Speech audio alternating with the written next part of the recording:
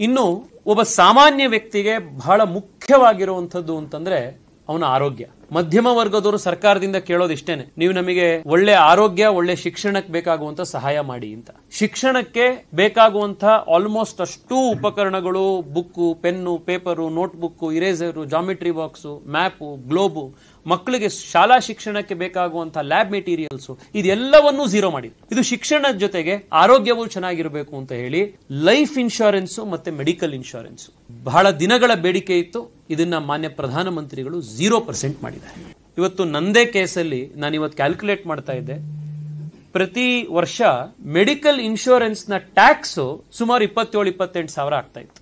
Medical insurance ಮತ್ತೆ term insurance ನ tax ಇವತ್ತು GST 0 ಆಗಿರೋದ್ರಿಂದ ವಾರ್ಷಿಕ 27-28 ಸಾವಿರ ಇವತ್ತು ಉಳಿಯುತ್ತೆ. ಈ 27-28 ಸಾವಿರ ಎಷ್ಟು ದೊಡ್ಡ ಅಮೌಂಟ್ ಅಂತಂದ್ರೆ, ಅದೇ ಅಮೌಂಟ್ ನೀವು ಏನ್ ಟ್ಯಾಕ್ಸ್ ಕಟ್ತಾ ಇದ್ರಿ ಅದೇ ಅಮೌಂಟ್ ನ ನೀವು ಪ್ರೀಮಿಯಂ ಕಟ್ಟಿದ್ರೆ ನಿಮಗೆ 20 ಲಕ್ಷ ರೂಪಾಯಿ, 25 ಲಕ್ಷ ರೂಪಾಯಿ ಕವರೇಜ್ ಸಿಗುತ್ತೆ. ಇವತ್ತು ನಾನು ದೇಶದ ಮತ್ತು ರಾಜ್ಯದ ಜನರಲ್ಲಿ ನಿಮ್ಮ ಮುಖಾಂತರ ಮಾಡುವಂತ ಆಗ್ರಹ ಅಂತಂದ್ರೆ, ಮಾನ್ಯ ಪ್ರಧಾನಮಂತ್ರಿಗಳು ನಿಮ್ಮ ಆರೋಗ್ಯದ ದೃಷ್ಟಿಯಿಂದ ಮೆಡಿಕಲ್ ಇನ್ಶೂರೆನ್ಸ್ ನ 0% ಇಳಿಸಿದ್ದಾರೆ. ನಾವೆಷ್ಟೋ ಜನ ಮೆಡಿಕಲ್ ಇನ್ಶೂರೆನ್ಸ್ ನ ಮಾಡಿಸ್ದಲೆ ಯಾವುದೋ ಒಂದು ಆರೋಗ್ಯ ಸಮಸ್ಯೆ ಬಂದಾಗ ನೆಂಟ್ರು, ಇಷ್ಟ್ರು, ಮತ್ತೊಬ್ರು ಕೈ ಸಾಲ ಮಾಡೋದಿಕ್ಕೆ, ಇನ್ನೊಬ್ಬರ ಹತ್ರ ಬಡ್ಡಿ ಸಾಲಕ್ಕೆ, ಎಷ್ಟೋ ಈ ಮನೆಗಳಲ್ಲಿ ಇವತ್ತು ನಾವು ನೋಡ್ತೀವಿ ತಾಳಿ ಅಡ ಇಡುವಂತದ್ದು, ಚಿನ್ನ ಬೆಳ್ಳಿ ಅಡ ಇಡುವಂತದ್ದು.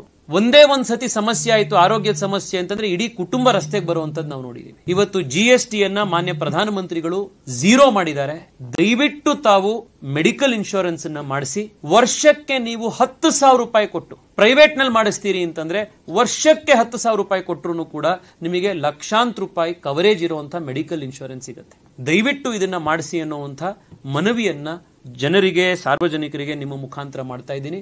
ಮತ್ತೊಮ್ಮೆ ಪ್ರಧಾನಮಂತ್ರಿಗಳು, ಬಡವರ ಪರವಾಗಿರುವಂತಹ ಸರ್ಕಾರ ಇದು.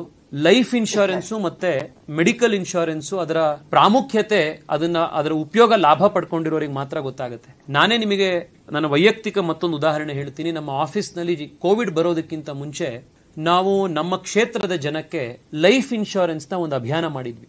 ಪ್ರಧಾನ ಮಂತ್ರಿಗಳ ಒಂದು ಸ್ಕೀಮ್ ಇದೆ, ವರ್ಷಕ್ಕೆ 333 ರೂಪಾಯಿ ಕೊಡ್ತಾ ಇದ್ದೀವಿ. ಇವಾಗ 333 ಇತ್ತು, ಇವಾಗ ಅದು 400 ರೂಪಾಯಿ ಚಿಲ್ಲರೆ ಆಗಿದೆ. 2 ಲಕ್ಷ ರೂಪಾಯಿ ಇನ್ಶೂರೆನ್ಸ್, ಲೈಫ್ ಇನ್ಶೂರೆನ್ಸ್ ಬರುತ್ತೆ. ನಾವೆಷ್ಟೋ ಜನಕ್ಕೆ ಅದನ್ನ ಒಂದು ಅಭಿಯಾನ ತಗೊಂಡು ಮಾಡಿಸಿದ್ವಿ. ಕೋವಿಡ್ ನಲ್ಲಿ ಬಹಳ ಜನ ತೀರ್ಕೊಂಡ್ರು. ಅವರ ಕುಟುಂಬದವರು ಎಷ್ಟೋ ಜನ ನಮ್ಮ ಕಚೇರಿಗೆ ಬಂದು ಅವರು ನಮಗೆ ಸಹಾಯ ಮಾಡಿಸಿದ್ದಕ್ಕೆ ಧನ್ಯವಾದ ಹೇಳಿದ್ರು. ಯಾಕೆಂದ್ರೆ ಅವರ ಅಕೌಂಟಿಗೆ ನೇರವಾಗಿ 2 ಲಕ್ಷ ರೂಪಾಯಿ ಬ್ಯಾಂಕಿಂದ ಜಮಾ ಆಗಿತ್ತು. ತಾವು ದಯವಿಟ್ಟು ಲೈಫ್ ಇನ್ಶೂರೆನ್ಸ್ ಮಾಡಿಸಿ. ನಿಮ್ಮ ಕುಟುಂಬದವರು, ನಿಮಗೆ ಯಾವುದೇ ಹೆಚ್ಚು ಕಡಿಮೆ ಆಯಿತು ಅಂತಂದ್ರೆ ನಿಮ್ಮ ಕುಟುಂಬದವರು ರಸ್ತೆಗೆ ಬರದಲ್ಲೇ ಇರೋದಕ್ಕೆ ಲೈಫ್ ಇನ್ಶೂರೆನ್ಸ್ ಬಹಳ ದೊಡ್ಡದಾಗಿರುವಂತಹ ಒಂದು ಯೋಜನೆ. ನಿಮಗೆ ಸ್ವತಃ ಒಂದು ಆರೋಗ್ಯದ ಸಮಸ್ಯೆ ಉಂಟಾದಾಗ ಸಹಾಯ ಆಗುವಂತದ್ದು ಮೆಡಿಕಲ್ ಇನ್ಶೂರೆನ್ಸ್. ದಯವಿಟ್ಟು ಈ ಎರಡೂ ಇನ್ಶೂರೆನ್ಸ್ಗೆ 0% ಮಾಡಿದ್ದಾರೆ.